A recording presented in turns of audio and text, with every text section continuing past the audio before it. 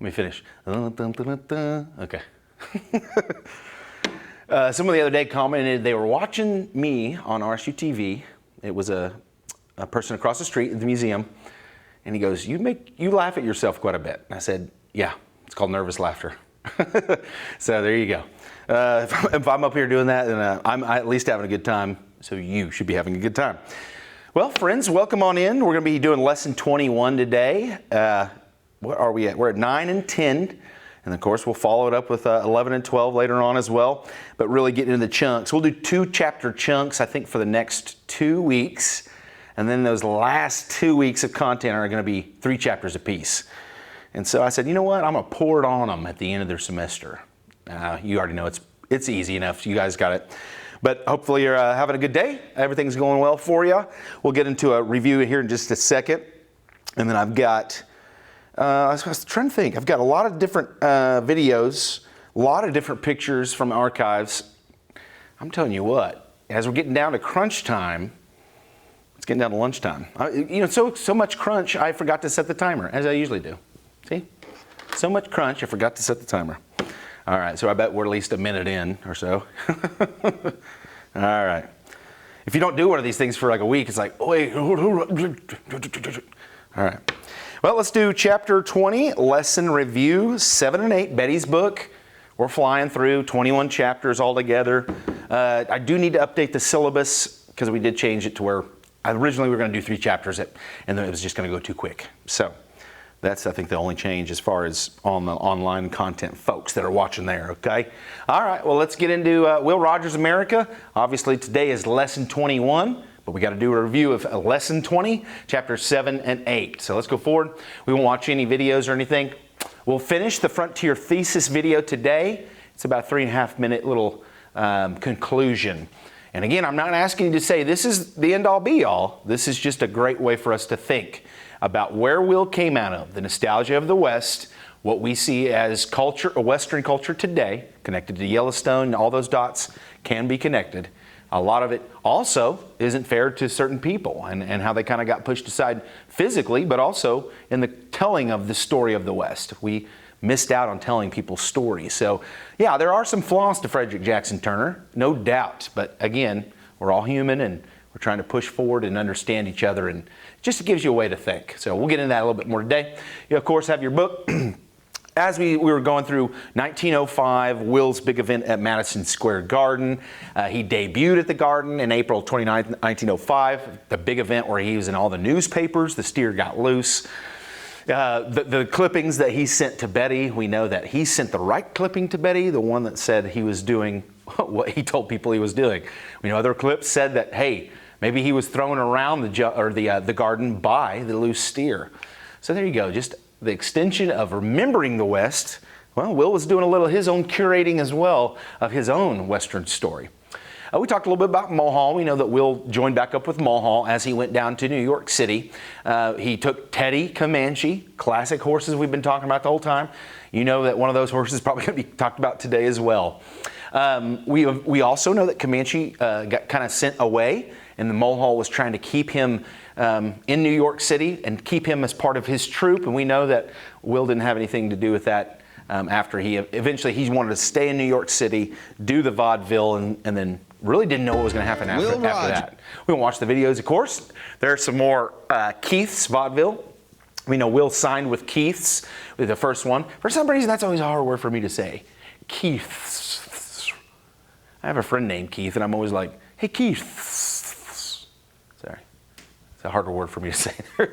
All right. We know that Will joins Keith's Supper Club. Eventually, he went to the main stage, several theaters where Keith owned them. Remember, there were 87 vaudeville theaters in New York City at this time. It was the big time. Will was considered a dumb act, which we say is he couldn't speak. Eventually, we know he's speaking today. And in the next lecture, he is opening it all up. Everything falls into place for Will. He becomes that national oracle or national figure. Will asked the orchestra to play certain tunes. We know that tune we played last time was called what? Well, It's called Pony Boy. Remember? Pony Boy, Pony Boy. That would be also his song in Roping Fool. It's a theme. Today he's got another theme that was a song that was played during his silent movie era, a song called Jubilo. You might have heard it. We'll talk about it today. 1905 stage performer. We know that Will was part of Hammerstein's, Keith's, Schubert's, and he was on the Paradise Roof Garden as well for the Hammerstein's Theater as well. So Will was playing all around vaudeville. Will was quickly picked up by Keith's on to Hammerstein's. We talked about that. Will got booked for 3 weeks at the Paradise Roof at the Victoria Theater. That was in New York City, owned by Hammerstein, of Oscar Hammerstein. And we know even the Rodgers and Hammerstein is connected back to that as well. The orchestra played Pony Boy. We listened to Pony Boy, so we'll keep just going forward here. Won't listen to that again because that's not really the greatest song ever. Watch a little clip of Roping Fool. 1905, that is the quintessential picture of Will except for the pistol on his left hip. The man really was never a gun guy. He wasn't anti-gun. He just wasn't a gun guy. And of course, that somehow people they're either this or that. So, again, I think Will was part of that nostalgia for the West, and he played into the cowboy lore, carrying a pistol with him as he took these marketing shots. Love that picture. That's what we based, basically, the cartoon Will Rogers version for my books. That'll come up to play a little bit today. Let's go forward. Will did stage and fancy roping. We know stage. I've showed you stage roping. I will never show you fancy roping because I can't afford a horse, mostly because of budget cuts, right? I mean, they're pretty tough these days. The act ended with a big crinoline. You've seen it. You've seen me do it. You've seen Will do it. And it is his biggest trick. Lands him the spot at Texas Jacks. Also his final finale with Teddy as he rides off the stage during his vaudeville performance. He would let out a cowboy yelp. And of course, remember, he would always say, he'd say start or ready. He was ready. And that's when Teddy and Buck would ride out on stage. He'd do the fancy horse catches with his ropes. Remember, up to 3 ropes? And he was a Guinness Book of World Records. Now, I looked at this recently. I don't know if he still holds a Guinness Book of World Records. I still tell people he does, but I can't find it anywhere. I don't know if it's been broken. Someone mentioned to me the other day, I don't think Will has that record anymore. I said, shut up. So just kidding. All right, let's go forward. Remember, he's sending clippings to his his dad and his sisters, always keeping in touch with them. Went to the Berlin Winter Garden. That was a big place to play. Eventually, he's going to open them up for some other gigs in London, of course, as well. Where else did he go? Overseas. Remember, 1906, he's eventually going to get married here in just a little bit, and he'll take Betty overseas eventually as well. Betty, Chelsea, 1906. Remember, Will came back home. They threw him kind of a big party, and he eventually met Betty on the train station, rode it back with her, but was Mr. Awkward, so sat in a different seat and didn't talk to her the rest of the train ride. When he got back, he picked up Will's bags, or Betty's bags, like it was nothing, and his sister said, why all the chivalry? Will was a little awkward, and we know that Will was maybe Betty was playing hard to get, but Will eventually, they would tie the knot. Maud's house was large, obviously in Chelsea. I will be showing you where Maud's house was. I think we know sort of where it was, and of course where Sally's house was as well. I will show you where the grave sites are of the family, and I will kind of take you into a road tripping with Will as we get close at the end. I'm thinking it's going to be 2 episodes worth where I kind of take you on, not a live road tripping, but we do take you kind of around, and I'll bust it up into different clips. And I'll still be in here, but we'll make it real fun, like a live road tripping with Will. All right, back to this. Will went to Detroit. He went to different Keith's theaters. He's on 3 vaudeville circuits, and he's just hitting them hard.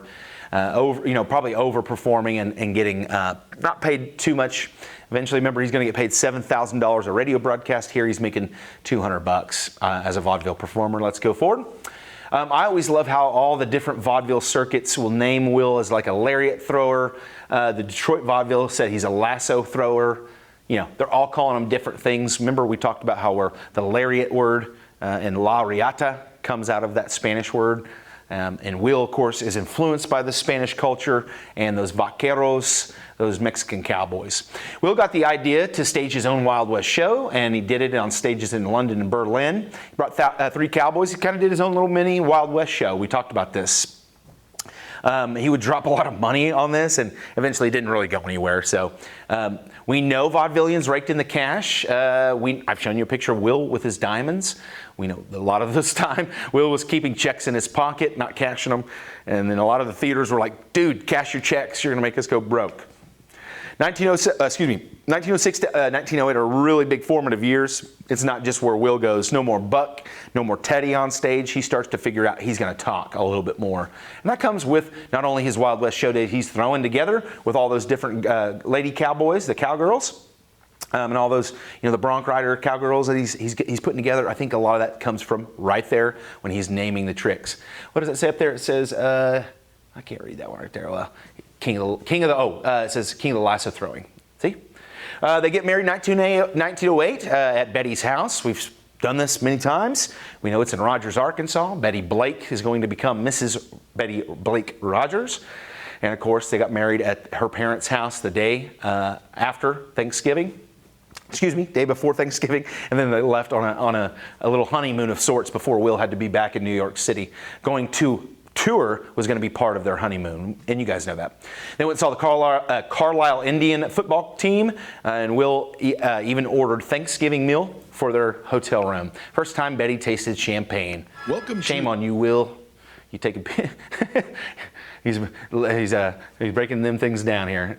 We won't talk too much about this. Just more Orpheum circuit. We know Schubert's, Orpheum, Keith's, Hammerstein's. Is there any more? I think that's all the vaudeville things I know. Betty wasn't impressed with Will's show. You got to remember, she saw him as the Mexican lariat artist, dressed up as a Mexican or a vaquero, right? So he was, either he was being booked and billed as that. We know that costume was built for him, but we also know he wasn't Mexican. He was Cherokee. So he was called the Mexican lariat artist. She thought it was silly back then. She goes and sees him in vaudeville. She doesn't think it's very good. When Will got to theater, he would always show up, and Buck always had his ropes laid out and had everything ready to go. And then in these two pictures, for some reason, neither one of those horses is Teddy. So I think we pointed that out too.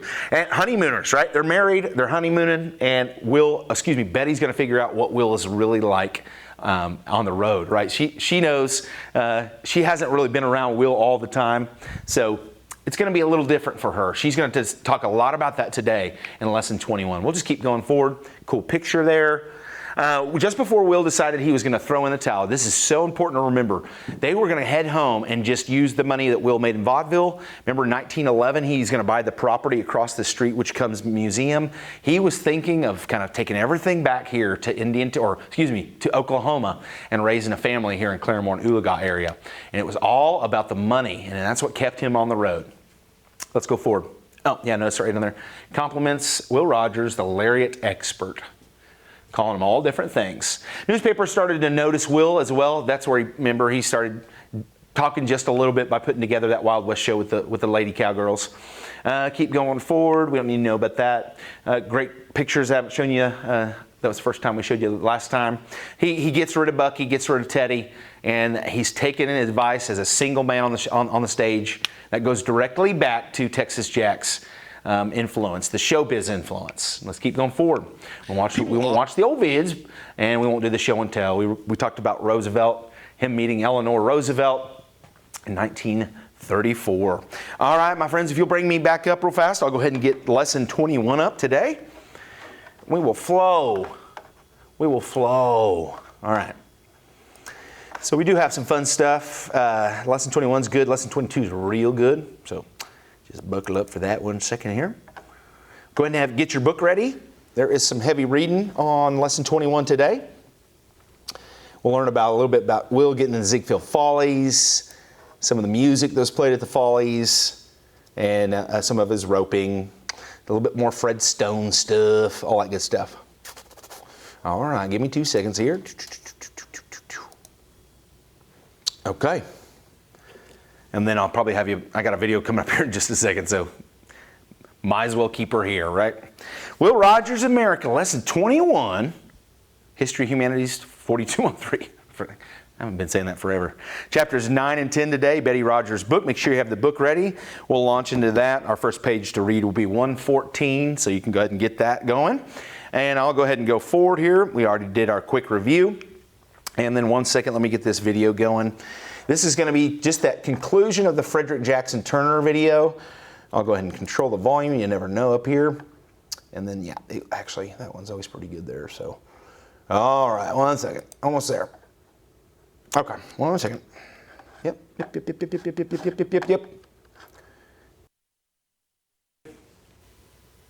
Ready? Let's do it. American historiography for over 50 years, but after World War II became the subject of intense critique and deconstruction. This is going to be talking about the critique of Frederick Jackson Turner. I wanted you to kind of hear this as the conclusion. That way we talk about those warts and all, right? When he's remembering history, he's not remembering it for everybody, and it helps us to expand our idea of going, oh yeah, we left out people, and it helps to tell Will's story as well. So here we go. Sorry, blah, blah, blah. Turner's thesis ignored the experiences of women and minorities who did not benefit from the frontier egalitarianism Turner lauded. The frontier experience was profoundly different for American Indians, who play no part in Turner's essay save as foils against which American settlers unite in their westward march. Turner himself later came to question aspects of his thesis, finding some of its assertions much too generalized. While Turner's thesis is certainly not beyond criticism, many of the attacks on it are unfair. It is admittedly broad, but Turner never claimed to be giving an exhaustive study of the frontier or its effects. He merely wanted to propose the frontier as a field fertile for further research and offer some preliminary points for consideration. It is true that frontier society was hardly egalitarian for women and minorities, or even for all white settlers who were often at the mercy of fraudulent land agents, unscrupulous loan sharks, and later wealthy industrialists who picked winners and losers on the frontier by controlling railroad shipping rates. Still, egalitarianism is a relative term. The inequalities of American life do not change the fact that the expansion of the frontier did mean greater freedom in many respects, even if it was still imperfect. The frontier may not have been a forge of egalitarian democracy, but it certainly provided an important impetus towards democratic development.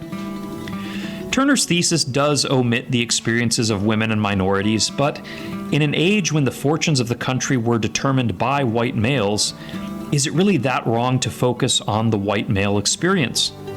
We can certainly agree the experience of white males was not the whole story, but it was a major part of the story, something we should not forget just because of shifting cultural sensitivities. In the end, though it's not perfect, Frederick Jackson Turner's frontier thesis provided a rich and compelling explanation for American development that tied together politics, economy, and culture under the banner of geography. All right, guys. Yeah, and so I'll just sum it up right there. That's pretty much all the end of what we'll talk about Frederick Jackson Turner. I think it's just a way to think. It's a way that history has been presented to us for over, 100 years. And so there you go. It was the way I learned as a grad student. And my professor gave me those warnings as well. As it's a way to think. It's not the end all be all, but it is a way to see, I do see how we remembered the West, even if it was those warts and all, and they weren't even attached to it, right? The way we were telling the story, we can retell that story today, and Will helps to retell that story as well. So let's go forward, have that book ready, and let's launch into Fred and Will, Best Buds. Here we go. Remember, we know that Fred learned all the rope tricks. He was doing rope dancing on the stage. Cool picture. Hey, some of the pictures, we only have like 3 pictures of Fred Stone, so of course I reuse those today. And hey, I figured out a bunch of new stuff. Remember, this is more personal stuff, and it really, 21 and 22, you get to see some really cool stuff we have not talked about. Same pictures, yes, but a lot of new stuff. The first show Will took Betty to see in New York City was starring Fred Stone, right there pictured, and Dave Montgomery. At that time, Fred Stone and Dave were some of the biggest stars in the country and, of course, in New York City. Everybody loved old Fred Stone. The Red Mill, which was a musical that they were starring in, it's considered one of the greatest musicals of all time. I'm going to show you a clip of that here in just a second. In Fred's show called Old Town, he did a rope dance that he had learned from an Oklahoma boy. He practiced a year to be able to do this rope dance. All right? Now, I love this part right here. Kind of just heard about this, it makes sense. Because Will's success, every Oklahoma boy wanted to be a roper. Isn't that cool? Like, not only was Will this big national figure now, but he was also, or he's becoming a national figure, excuse me. I launch all over the place here. But he has inspired these kids from Oklahoma, inspired a kid that had taught Fred Stone how to do his rope dancing. Cool stuff. Let's go forward. Now, I'm going to bring this up, you might bring me up just in case. I thought the commercial, all right, I thought I had it good, so we'll just make sure real fast. Thank you, sir. Let me turn this down just a second. This is called The Red Mill, okay? So this was one of the greatest musicals, they say, of all time. And this was a musical with Fred Stone and Dave Montgomery. 1 second. And here comes our Okay. show play.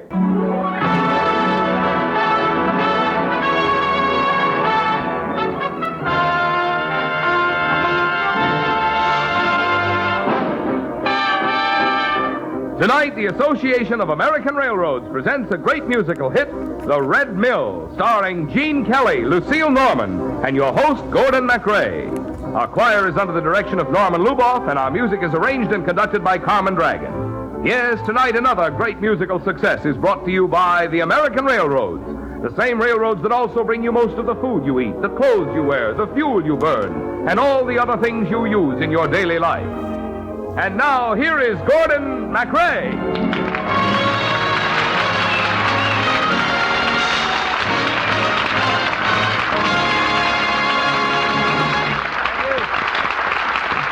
Thank you and good evening, ladies and gentlemen.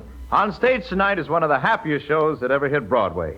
It's The Red Mill, with book and lyrics by Henry Blossom and music by Victor Herbert.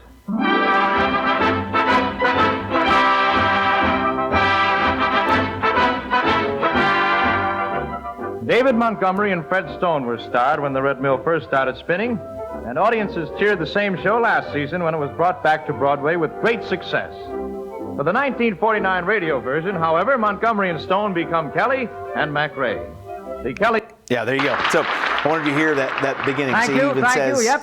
This show was began by Fred Stone, Dave Montgomery right there. So it's the same show, and that was starring Gene Kelly, right? We know that. Famous name, famous musical star. Let's keep going forward, guys. Will's in vaudeville. He's going to switch gears to Follies here in just a little bit. So we know he's palling around with different folks like Fred and Dave. So let's get into it. Oftentimes, Will found himself in the same cities as Fred and Dave. And of course, they would get together for laughs and some dinner. Fred Stone became a real friend to Will. They were both outdoorsy and loved roping. We have mentioned that before. Most performers just wanted to see their name in the lights. Right? Or, excuse me, their name rise and in the lights, as Will said. And he said he and Stone worked on that, worked on their craft.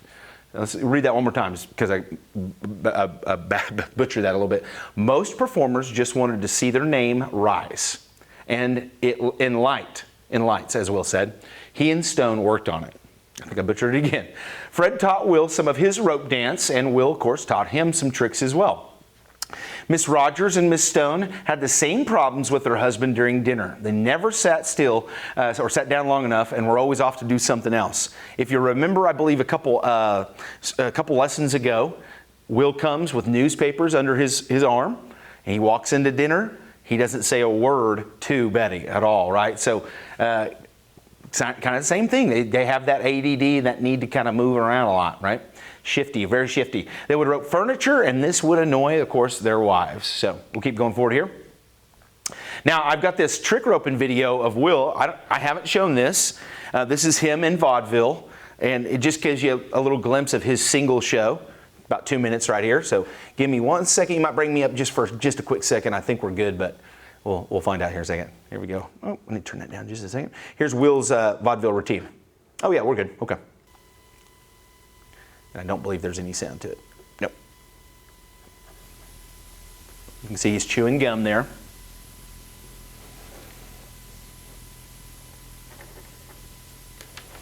Okay, he's got his little short brimmer hat, kind of, cocked on the back of his head, as he would always do. Doing some butterflies and over the tops. But some of the pictures that we show, he's wearing the same outfit, right? We always said it was either a cotton shirt, red, white, blue, and those brown chaps, right? He's going to do a couple throw-ons, throw-offs right there. You've seen me do those, right? Pop-ons, pop-offs. People call them different things. Bounce the wedding ring is what I called it in my show. Will was ambidextrous. Do you remember why? Remember he knocked himself out and his right arm, he couldn't rope with it, so he had to learn with his left arm. And what happened there? Remember he was diving with one of his friends and hit his head. Okay? And so, of course you can't hear him right there, but he's doing all the classic Will, the eye movements, the looking down, the sniffing, the chewing, the chomping of the gum. There you go. Okay. I thought that was good. Oh, wait. Oh, no, it's going to show some more. Okay. Yeah, now the tricks that I can't do, right? And I think if you see right here, in 1922, he made Roping Fool. And what you can't see right here is you can barely see his rope. And it's one of the main reasons in Roping Fool that he's putting shoe polish on his ropes. He knew that you couldn't see it in some of those silent movies that he had made already. And this is a perfect example of that. Eventually he's going to put shoe polish on all his ropes so it shows up in that black and white. Of course, his little mini butterflies right there. And these were all made by, I should have said this at the beginning, these were all made by Ford Motor Company. There's another one we showed. Man, it would probably been episode 7 or 8 back when we were in Yagoda.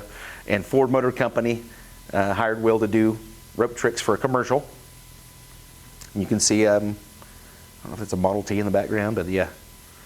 And that stuff right there that he's doing, that's just impossible stuff right there. So, isn't that cool? I don't know. I just found that and I was like, ooh, we got to pop that in there because that's part of his vaudeville routine. Let's go forward here, guys. We'll go right back into the slides here. Will and Betty's Pals. A lot of new pictures today. Learning, again, background, more personal stuff. Some of their friends they used to hang out with. Will and Betty's Pals. Betty remembered Mabel Hite and her husband, Mike Donlin. So you can see in that picture right there, Mabel on the left and Mike Donlin there to the right. Some of the most famous vaudeville performers, of course. And I don't know why I put pics right there, because I got you a pic. Mike and Mabel, well, they had the show Mike and Mabel, were big vaudeville stars. They invited Will and Betty over, and we're going to check that out here in just a second. Guy in the top picture, his name was Chick. Chick Sale. And of course, they would be friends with Chick as well. Chick did a lot of different characters, and Will liked all the characters that he played. Hey, go ahead and get up page 114 at the bottom of the page. We'll go into the text at 114. It says, Will recalled. So we'll go into the text here at the very bottom. He's talking about his relationship with Mike Donlin and Mabel Hite. Will recalled it years later when Mike Donlin worked with him on his talking picture, Dr. Bull. There you go. This is what Will said. He was not on the stage, he was not of the stage originally, speaking of Mike. He was drafted from another line of recreation. Mike was the best known baseball player of his generation. It was who really introduced so-called color into the national pastime. When Mike Donlin joined the Giants when Mike Donlin joined the Giants away along about 1904, boy, you love Will's good old riding here. Here we go. Therefore, he was the Babe Ruth of his time. Whew. When Mike and Mabel Hite married, it was the most popular wedding in New York ever had. Mabel put them on stage in a vaudeville act, and I saw their opening at Hammerstein's Theater on a Monday afternoon. In my 30s in all branches of show business, I have never heard such a reception for Mike and Mabel. It was always lingered in my memory, and when dear old Mike was playing with me in my last picture, Dr. Bull, I used to tell him about it. So I like that right there. Isn't that great? Very cool. All right, back into this. Let's talk about Chick Sale and his wife. Back into the picture there. Chick Sale, multiple character actor, probably in the movies today, he could play multiple characters. Chick Sale and his wife were good friends. We showed you a pic. Chick was a major star and played multiple characters. Okay, let's go back into 115. You can tell I didn't know where I was headed with that one. Let's go back into 115 where it says those were. Give me 2 seconds. That was my bad there. Okay, you ready? Let's go back to the text here. Those were at the bottom of the page, 115. Will speaking. Those were great old days, Will said in the later years, but darn it, old days are great old days, even the tough ones. After they are over, you can look back on them with great memories. I regret the loss of vaudeville. It was the greatest form of entertainment ever conceived. Nothing in the world takes the place of a good vaudeville show. We talked about that many times. Will remembers even when he's in the 30s and he's Mr. Famous, Mr. Celeb, he's even looking at vaudeville and just wishing he could just kind of do the old show again, because he's kind of eclipsed all things, right? Let's go back into it. Chewing gum. We know Will Rogers always chewing gum, became part of his routine, but how did that happen? Let's break it down a little bit more today. Will picked up the habit from baseball players. Well, we already know that, but I'll re-show a video, not the baseball one, but we do have the gum video. We're going to re-show it in just 1 second. One day on stage, Will forgot about his gum in his mouth, and the audience was laughing as he started talking. He was like, oh, oops, kind of thinking about as he went, and he just took it out. He parked it on the side of the stage, and the audience roared with laughter. I did this, remember? I did it right there on the blue wall. He parked it, and he said, I'll be back for that later. And then he would go into his routine. And of course, the audience would forget about the gum behind him. And when he was done, he'd tip his hat, walk off. He'd grab the gum, put it back in his mouth. And of course, laughter would ensue. They would remember, oh yeah, he stuck it there. And there you go. He took it and parked it on the stage, and the audience roared with laughter. I couldn't find the clip. I think we've shown it before. All good. Gum from then on became a prop. We know about it because of the Woodrow Wilson story. There's a picture of Woodrow. There's a picture of my book, Woodrow at the bottom, a cartoon right there. And Will performed in front of Woodrow, his first presidential pal, in 1916 at the Baltimore Friars Club. Remember, this is the first time that Will joked a sitting president to his face. And Will, of course, got the laugh, and the first person to laugh was Woodrow Wilson. Again, that story, if you remember, I know we talked about so many things in this class, but Will went backstage. He met Wilson and his wife. He had the gum in his mouth, so he popped it in his hat, put the hat back on his head, and as soon as he left visiting with the president, he walked out, forgot, and the gum was stuck to his head and his hair, and they said that they could see him in the side of the stage, and someone was trying to take that hat off there. So, I'll read this bottom part and we'll go right back into 117. He was now a solo act getting $300 a week. Right? Moving from 200 now to 300. So let's go back into 117 where it says eventually. It'll be your second paragraph there. 117 where it says eventually. Eventually, of course, gum became so associated with Will's name that it was mentioned in most everything written about him. Off stage, however, Will was no inverted gum chewer.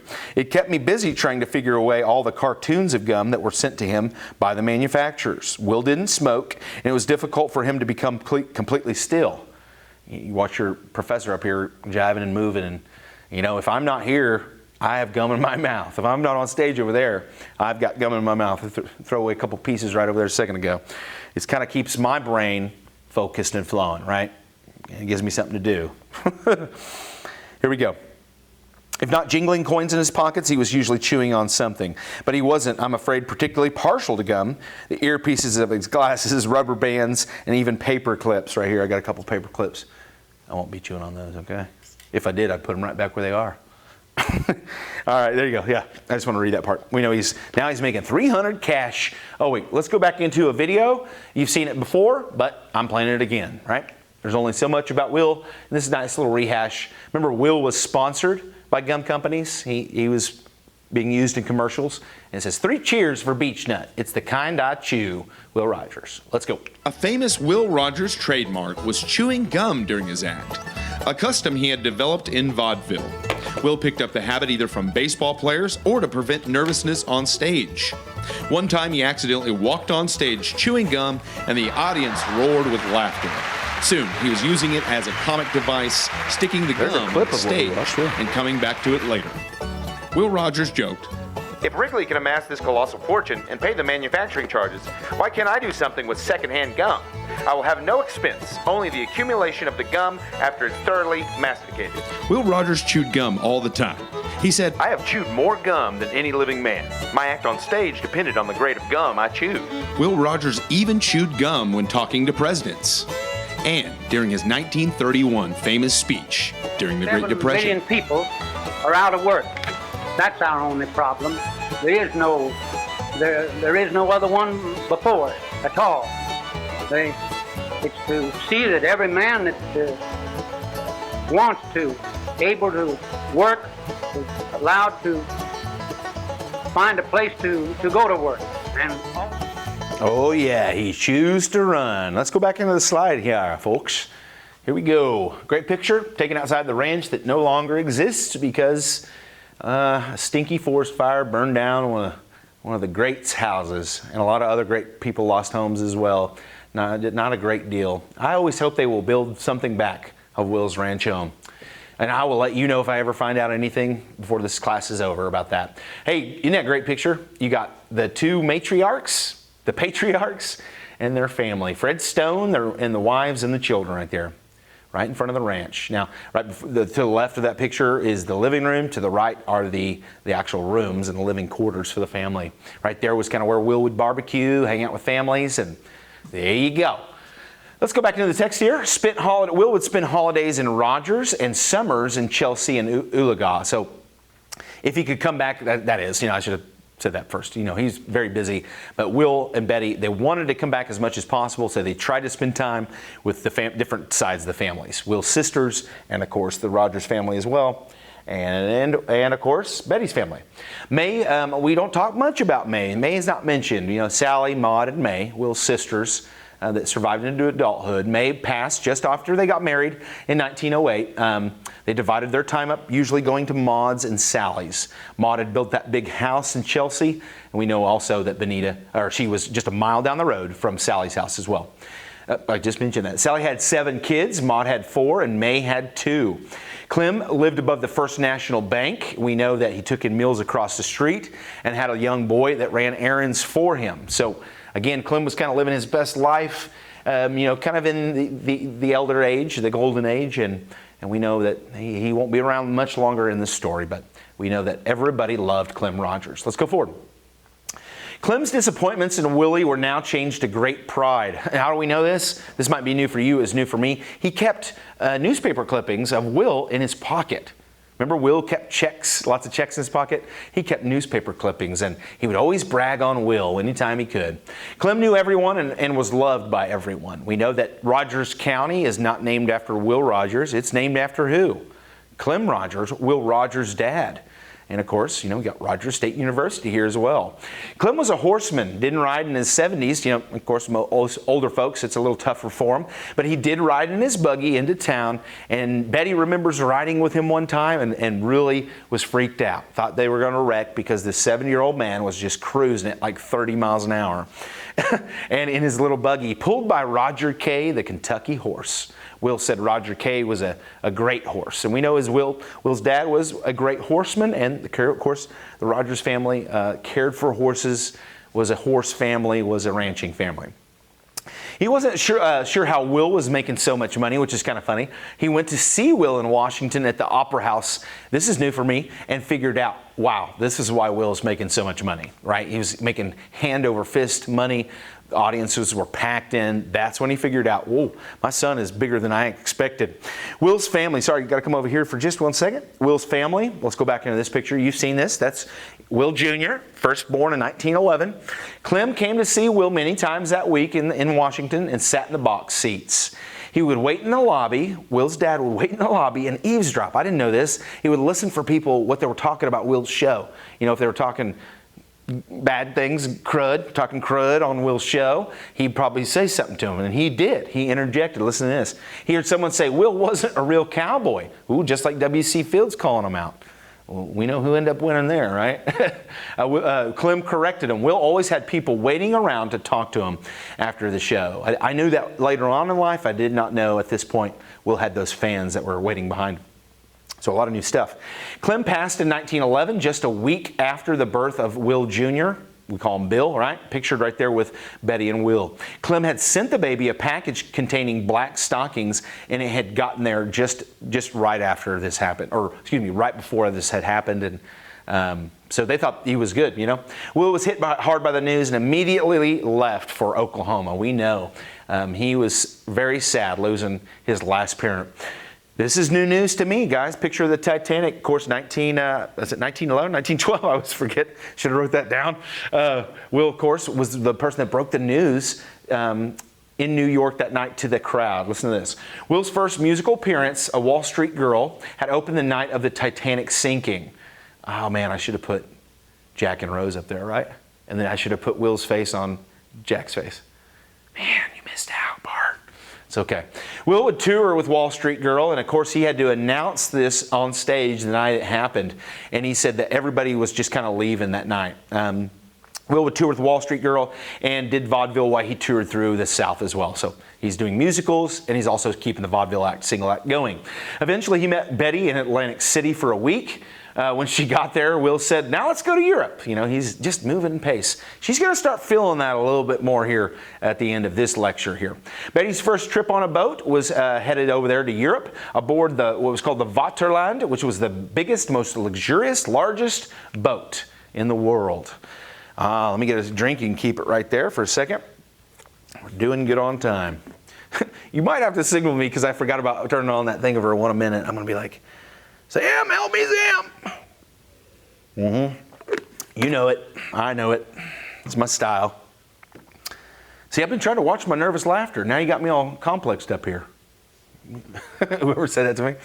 All right, back to the slides. London. There we go. Betty's first trip abroad there on the boat there. Those are two people that you might know if you're a history kid or if you're a historian. That's going to be Alice Longworth. That's Alice Roosevelt and Kermit Roosevelt, the children, Teddy Roosevelt right there. Will wasn't booked. Will wasn't booked. This was supposed to be a vacation for he and Betty, but it turned out to be something totally different. You'll see in a second. When they got there, Sir Alfred Butt managed the Palace Hall, or the Palace Music Hall. We talked about this already. Let's talk a little bit more. Will had played there 3 years prior. He was offered an engagement. I mean, is he going to take it? He's kind of on another extended honeymoon. Well, I'm guessing he's going to take it with this cash bump that you're going to see. Will didn't like the offer. What is that? Was that English that I wrote up there? Will didn't like the affair as music halls were loud. He didn't like the offer. It was what it was supposed to be. If you've ever been to King's Ballroom, think about that. It's a pretty loud place. It used to be even louder. If you go into, what's that venue out in Oklahoma City? The Ballroom. Something Ballroom. It's a very loud kind of warehousey venue, and you kind of think that's what Will was playing to. Eventually now, Will's style is more intimate. He needs it to be quiet. He needs to have the expressions and have that intimacy built into the crowd. And so I thought that was pretty cool and interesting. He started to kind of gear and curate himself in a different style than just roping. Now it's talking. Okay? His act was talking. He needed more of an intimate setting. People started now to sit down, quiet down, listen, and he was eventually bumped up to $400 a week. That was his biggest salary yet. He even remembered, I didn't put this in there, he remembered at one time playing in a music hall, hearing clanking of plates, people clanking of glasses, people lined up ordering, beers or drinks. And that, are you going to be able to perform with that going on? I'll tell you right now, when you have kids fidgeting, it's super hard to perform. You don't stop performing, but it's very hard when a lot of things are going on. So I think that helped him out quite a bit. Summer of 1914, the talk of war was all around, and that was enough for Betty and Will to pack it up and just head home. They weren't there for a long time. They didn't say how long they were going to stay there, but this kind of made their mind up for them. On that trip back is where they met, top left, Kermit Roosevelt and Alice Roosevelt, and they became friends. Oh yes, isn't that nice right there? Will bought his first car. That's called an Overland Touring car. Wouldn't that be cool to have one of those in the museum and kind of have like a little Will silhouette sitting in there with his typewriter, that famous picture we've shown. 1915, he bought a home in Amityville, Long Island. Stone bought a house across the street, Fred Stone. Of course, Jimmy was born, and then Will would buy his first car. Will went diving. We talked about this a second ago. I think we mentioned it. You go to many times. Will went diving with Fred Stone in Rex Beach, hit his head, hurt himself, had to end up learning tricks on his right hand. We talked about that. He's ambidextrous. It shows up in Roping Fool, shows up on vaudeville stage. Not good that he got knocked out, but it eventually helped him become a two-roping man, ambidextrous roper. Fred Stone was a huge star in New York. He told Will to stick it out in New York, even if it was for less dough. Will wanted top billing. That's all he wanted. All these other folks that were on the bills with Will, folks weren't even half as good as he was. His show, everybody was there to see. Will wanted that billing, and Fred Stone gave him a good piece of advice. Stay in New York City. Will took Fred Stone's advice and eventually got a house in New York at Forest Hills, Long Island. Couldn't find a picture, looked for a picture. This was 20 minutes from the city, so 20 minutes from work basically. His chance came with the Schubert Theater. We said Keith's, Hammerstein's, we said Orpheum, we said Schubert's, and now here it is, Schubert's. Schubert Theater, a musical called Heads Up. Okay, this is Will's second musical. Will was added to bolster the attraction. The audience wanted more Will, and one night when the lights went down, as Will was kind of, as a closer would in baseball, he was kind of closing it up. He had been encored, and this made Will mad. He wanted to be the encore and finish his thing. So he walked backstage, and eventually Schubert had to come talk him into finishing his set. This would eventually make its way into the papers. Eventually, Schubert's gig landed him another big gig at the Palace Theater, which was considered the best vaudeville theater. Over here on the left, you'll see, remember, Will here is going to move into the Frolic. What's the Frolic? It's the New Amsterdam Theater roof show. And it's produced by Florence Ziegfeld of the Ziegfeld Follies. Okay, keep right there. I got to get some water. Kind of over-talked myself right there. We've got plenty of slides and about 30 minutes class left. All right, Frolic to Follies. You know how it goes. If you don't, now you do. Will Frolic. On the left there, it says Ziegfeld Roof. I'll read that. The meeting place of the world atop New Amsterdam Theater. This was a playbill. Of course, might be sitting outside the front, behind glass. People come up and see, oh, who's playing today? Let's go see the show. And of course, they're going to go see Will. What he's doing on the Frolic stage, he'll take to the Folly stage. What he's doing on the Frolic stage is going to become our late night comedic style that we see today. There's a direct correlation to what Will was doing on stage. Remember, the same people kept coming to his show night after night. This is where that late night comic sensibility comes from, because he's reading newspapers. He's taking what is the news that everybody's reading, right? Remember back then, newspapers were that place where everybody met for that community knowledge, the shared things that we talked about. Today, it's all over the map, and I don't trust most of it, right? People sat at tables with liquor and food was served. Will's act ended up getting booked through the winter. So again, Will is wanted and needed. Here's a cool picture. I think we have seen this picture before. A couple next pictures we've seen, but there are some new ones in a second. Will the Roper, we'll go back into the slide here. Will the Roper, he used all the same gags tied together by his roping, right? And so most of it was kind of like I do. I do a few rope tricks. He was more of a roper, but that's what he did. Listen to this. This is cool. Once people had just liked his roping. Let me start that over. Blah, blah, blah.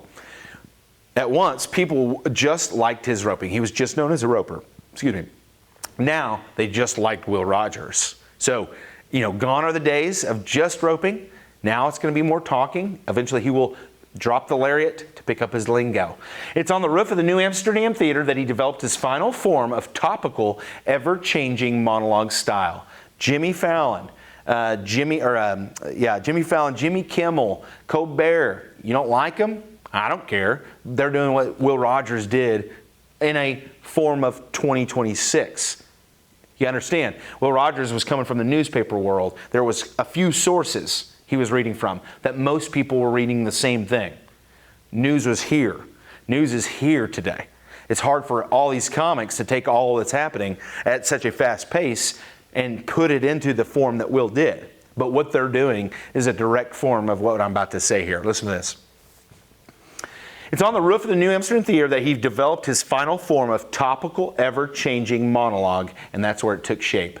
Since the Frolic was more like a club than a theater, Will's style would flourish. Keep me up for just 1 second. I'm going to get into our text. If you guys get back up 128 for us. Oh, I'm way off here. Give me a few milliseconds here, and I'll find her. All right, bottom of the page where it says, Will Rogers.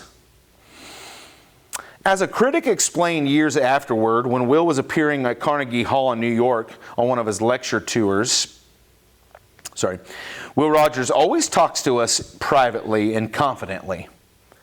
Even before he opens his mouth to speak, the barrier of the footlights is down, and we are in the same room with Will. I'm just kind of setting the tone. He walks up on stage, and here's this great humorist, of the Mark Twain style. You only get one every couple hundred years, and here's how he develops what we see today. It makes me so excited. Listen to this. Even before he opens his mouth to speak, the bearer of the footlights is down, and we are in the same room with Will Rogers. Even if he didn't have supreme command of this informal mood, some of the things he says, the cracks he gets off on the big people, all the way up to the president, would sound fresh and in poor taste. But his drawling tact always saves him from that, right? So his slow drawl, his style, metered, measured right there, my friends. With many patrons coming time and again to see the midnight show, Will was forced to keep changing his routine and adding material. It was not always easy to have enough new gags prepared beforehand, so he began to alert for leads and ideas that cropped up around the show. In learning to think upon his feet before an audience, he found he could think pretty fast that way. Faster maybe than he could without an audience, which led him into his true vein of spontaneity. And that's, again, Will's spontaneous, he's well read, he knows what you read, and we're going to talk and laugh about it. It isn't a D or R thing and he's concentrating on this guy or that guy. No, it's a universal, let's laugh at all this together, right? That's where this late night comedy comes from. And I think we just broke it down a little bit better there too. For me at least, to understand what these guys are doing today. Let's go forward. Will the comic Roper. Sorry, I'm way behind on my notes. Feels like as I get through these lectures, I kind of leave my notes behind and kind of just do my riffing style, which is fine. All right, back into the slide here. Let's go back in there. Will the comic Roper. Let me look back at my time. We're about 24 minutes or so, and I think we're good there. Yep. Will the comic Roper. Why did I show this picture? You've seen it before. This is the extravagant Ziegfeld Follies. Remember, at one time they called it sex art, where Will was going to be the person who took away the pretentiousness of the show and kind of said, hey, look back at this wholesome cowboy. Oh, and then here comes the girls dressed as they were in the Follies stage. Remember, Will said he came out and told jokes while the girls changed from nothing into nothing. Oh man, my nose is itching like crazy right now. One second. Let's get back in here. Let's read page 130. Let me give me 1 second here so I can get that up there. 130 where it says, but Will. Give me 2 seconds there. Third paragraph found. 130, page 130, the third paragraph. We'll go back into the text here. Here we go. But Will didn't always have a comeback. Once, Irvin S. Cobb and Will were both about to speak at a dinner in New York.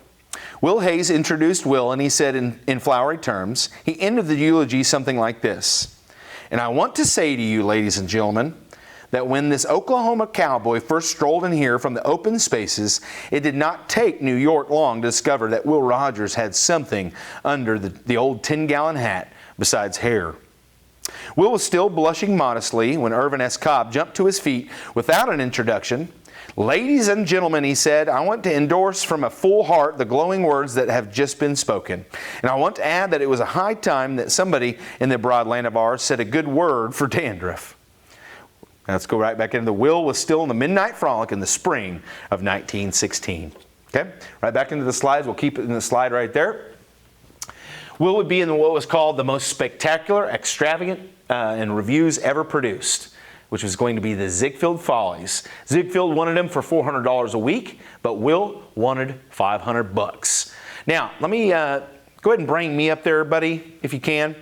I got to go ahead and get this next video up just for a quick second here. Thank you, sir. Make sure we're good there. All right, give me 2 seconds, guys. Now, I was like, we got to find some clips of the Ziegfeld Follies. Got to find out what it looked like, other than just the same pictures I'm going to be showing you again today as well. So I did find some cool stuff, and we will try to make sure to start it there and then end it there as well. So keep it right there. My bad, guys. And hold up. Okay, let's go ahead and bring it up.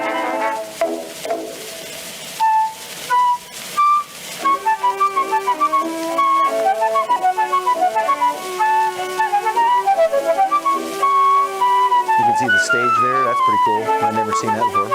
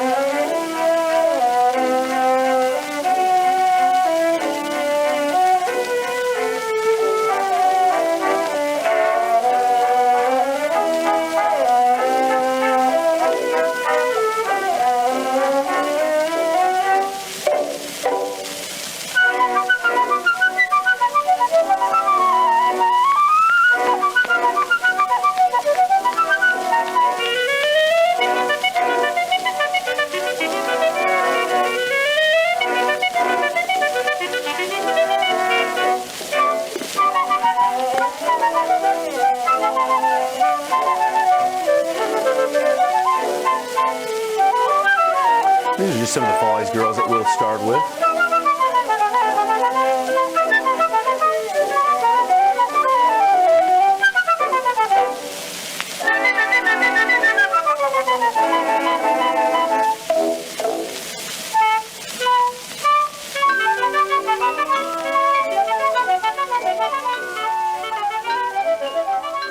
All right, guys. All right. So you got to bring up that slide for me. Thank you, buddy. Appreciate that. Keep your book up there. Definitely got a few more things to read there. Just making sure I have it all ready for you. Oh yeah, a lot of reading actually. Okay. So he's in the Follies now. He's still doing both shows, Frolic and Follies, and he knows that most people are seeing both shows. You can just keep that there. I did find something in the text that I forgot to put on there. I was looking for it there for a second. So I'm going to go ahead and read that to you just because it'll make sense. We'll continue to play in both shows. That meant 2 performances each night and 2 matinees each week. I mean, that's a lot of work. Many would attend the Follies and then go upstairs afterward where they could eat and drink. They demanded constant new material for Will because he couldn't use the same jokes in both shows. The papers were full of news. We just said this. The war was on, though he had not yet entered it, and Will began to talk about political and national affairs. Starting with his familiar opening phrase, remember what he said? Well, all I know is what I read in the papers. His remarks were as topical as the latest edition and constantly changing. One critic described Will and how it fitted him as the columnist of the theater. So I thought that was cool. You hear so many different things. You hear, was it, what was it? Oh, the poet laureate. Remember I said a poet laureate? So he's here called the columnist of the theater. So there you go. Okay. Just wanted to add that to it. Go ahead and keep that up there, buddy. Thank you, sir. Follies 1916. Will wasn't in the, he was in both shows, but he took Betty to see it anyway. I guess I went ahead and already ruined it for you. He eventually would be in the show, but at first he wasn't. He did take Betty to see it. When he did take Betty to see it, he kept nudging her and saying, look, Betty, I could do so much better. I didn't know this. This is new to me. Sorry, I switched those out. I should have kept that as he is. Okay, back into the text here. Ziegfeld needed Will and eventually called on him, and he went on to be what Betty called magic in the Frolic and the Follies. Betty finally saw what everybody else was seeing. Many saw the Follies, like we just said, would go upstairs to eat and drink and watch the Frolic. So Will needed those fresh takes, and of course, all I know is what I read in the papers.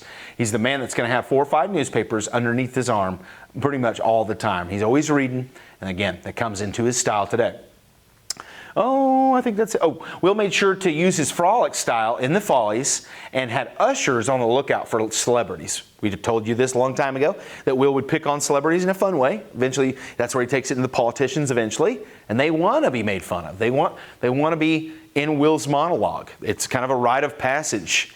It gets you in the newspaper. It gets you a little bit more eyes on who you are. All right. Ziegfeld Follies, 1916. You've seen this picture, 1916 to 1918.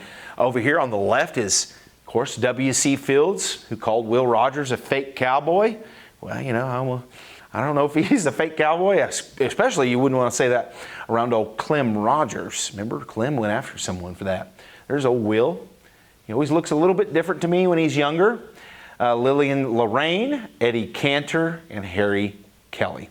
And we know Eddie Cantor became a famous movie star, one of Will's good friends, but we also know Eddie Cantor really made his name on the Follies stage in blackface, and we know where that came from. So we've talked about that many times. Let's go back in here. Follies traveled and Will was expected to go. The Follies were an American institution, just like the World Series and the Statue of Liberty. Let's read Will's description of the Follies here in just 1 second. He says it is a funny thing. Before we do, Burt Williams, Fanny Bryce, Eddie Cantor, W.C. Fields were all co-stars, and also the ones we mentioned there. Will was up to $600 a week and then would be signed on for $750 the next year by Ziegfeld. Will worked with Ziegfeld, we know, forever and never signed a contract, right? All right, here we go. Oh, and you know what I did, which is, I don't think I've ever done this.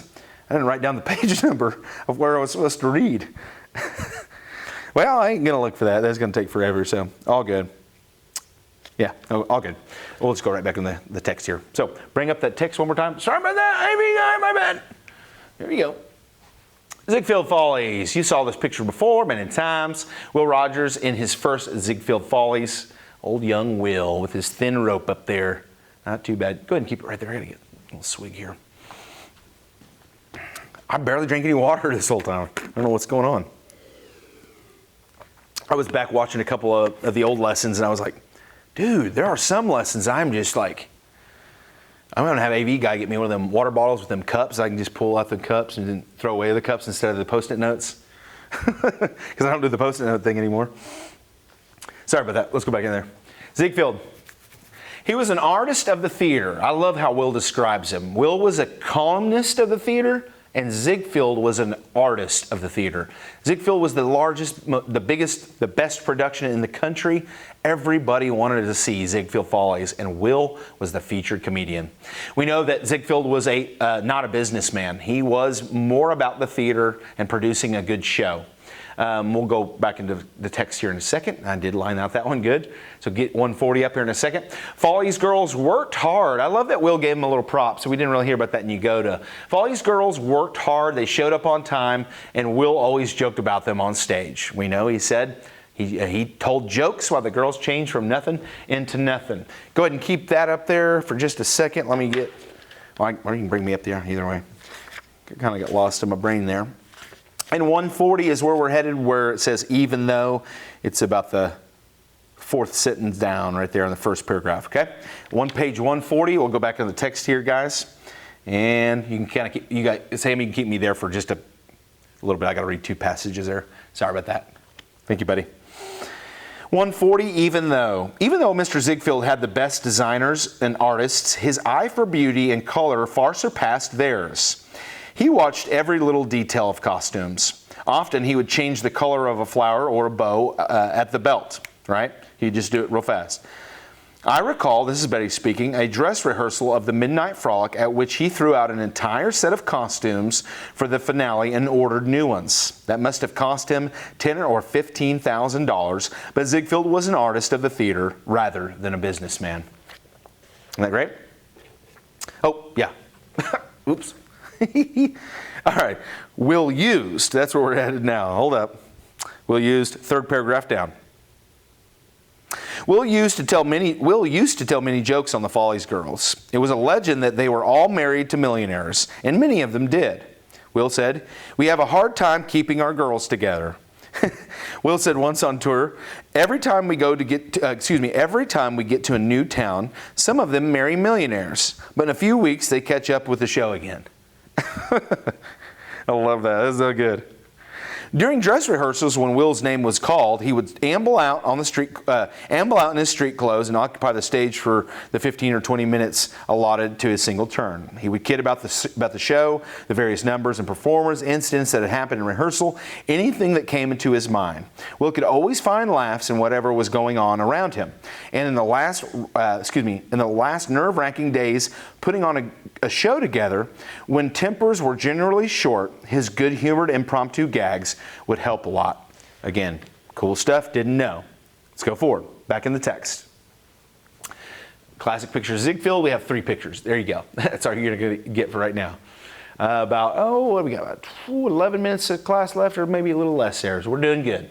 Ziegfeld. Will never rehearsed. I think I knew that, but it kind of tells you a little bit more here. Check this out. Ziegfeld gave him absolute freedom. You think about the McNaught Syndicate next lecture. The person who puts his columns into syndication. They said never change Will. Keep Will. That is a theme throughout his life. Never change who he is. Presidents wanted him to be himself. And everybody did. Check it out. Will and Betty befriended Flo Ziegfeld and Billy Burke. You know that. We talked about that. Billy Burke would become Glinda the Good Witch for Wizard of Oz. And she worked in 2 films with Will, but was also a Follies girl. And again, became friends to Will and Betty. Would go out to the ranch in California, hang out, party with them. And that was very cool. Listen to this. They would bring their daughter, Patricia, who eventually got a saddle from Will, which is now on display in the museum. I'll show you that here in just a second. Hold on a second. Let's read page 142 to close. Yeah, we'll get there in a second. Is there anything else I missed in there? Nope. Okay. Nope. Yeah, think about all the great directors, producers, newspapers who let Will just be himself. Yeah, Ziegfeld, let Will be Will. All right. So, 1 second, Chia. You can go ahead and bring me up for just a second. I want to make sure I put this slide in the right slide here.